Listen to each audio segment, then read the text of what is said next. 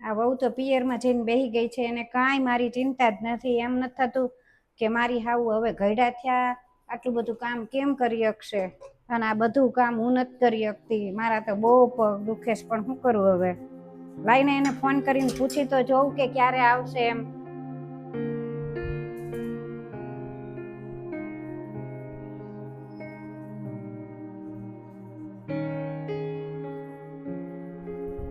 હા હલો. હા, હવે ક્યારે તારે આવવું છે? તું તો બહુ પિયરમાં રોકાઈ ગઈ, કઈક મારો તો વિચાર કર.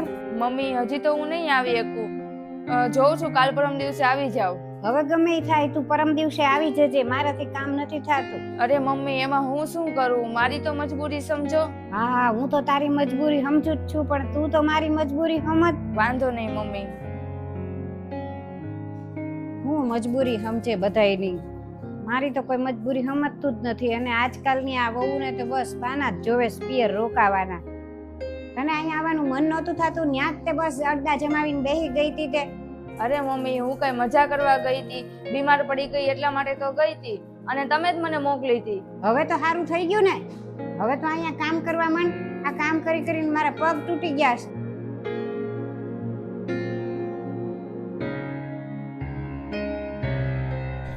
મમ્મી બહુ થાકી ગયો છું, એક કપ ચા બનાવી દો ને. મનીષાને કે જા આવી ગઈ છે ઈ પિયર થી. હું મનીષા આવી ગઈ? પણ એ તો કાલે એમ કહેતી હતી ને કે તબિયત. હા, મેં જ એને બોલાવી લીધી.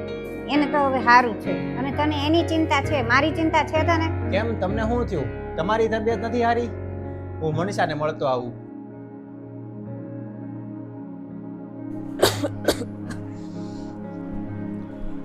અરે મનીષા, તારી તો હજી તબિયત નથી સારી. તારી તબિયત સારી થાય પછી આવું તું ને. અરે મમ્મીએ મને હેરાન કરી નાખી હતી ફોન કરી કરીને કે આવી જા આવી જા આવી જા, એટલે પછી મારે આવવું પડ્યું. એમ કહેતા હતા કે મારાથી કામ નથી થતું, એટલે કે તું જલ્દી આવી જા. અરે હવે મમ્મી મોટા છે, મારે શું કેવું? કાંઈ વાંધો નહીં. હવે એમ કે તારે હવે કેમ છે તબિયત? તાવ ઓછો થયો કે નહીં? હા, તાવ તો ઉતરી ગયો છે, પણ થોડીક ઉધરસ ને એવું છે, નબળાઈ જેવું લાગે છે. હવે એક કામ કર, તું આરામ કર. ચા પીવી છે? ના ના, મારે નથી પીવી. તમારે પીવી છે તો બનાવી દઉં? અરે ના ના, તું રહેવા દે. તું એક કામ કર, આરામ કર, હું બનાવીને લાવું.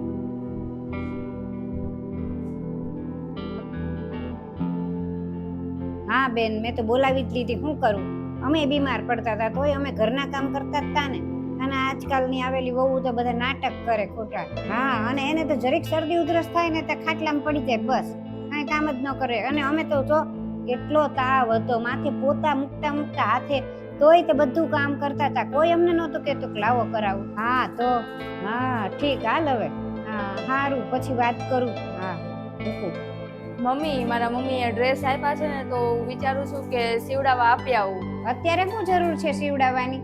થોડાક દી રે પછી સીવડાઈ આવજે. અને હા મમ્મી, મારા ચપ્પલ છે ને ઘસાઈ ગયા છે, આજે તેવું પડતા પડતા રહી ગઈ. તો તમે બજારમાં જાવ તો મારા માટે લેતા આવજો ને. હા વાંધો નહીં, હું બજારમાં જઈશ ને ત્યારે તારી હાટુ લેતા આવીશ. અત્યારે એમનામ હલાવી લે, અને એવું હોય તો મારી પહેરી લે.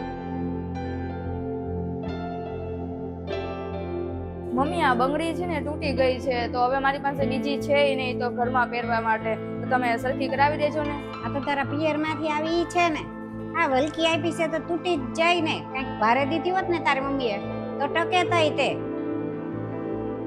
મમ્મી, તમે કદાચ ભૂલો છો, આ બંગડી છે ને એ તમે દપાવેલી છે. હા તો હવે હું તૂટી ગઈ તો તૂટી ગઈ, મેં કઈ થોડી મારા હાથે બનાવી હતી.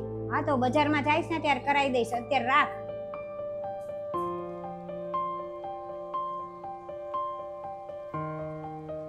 અને હા મમ્મી, મારા ભાઈનો બર્થડે છે, તો તમે કહેતા હોય તો હું જાઉં મારા ઘરે? હા હા જા જા. સાચું મમ્મી?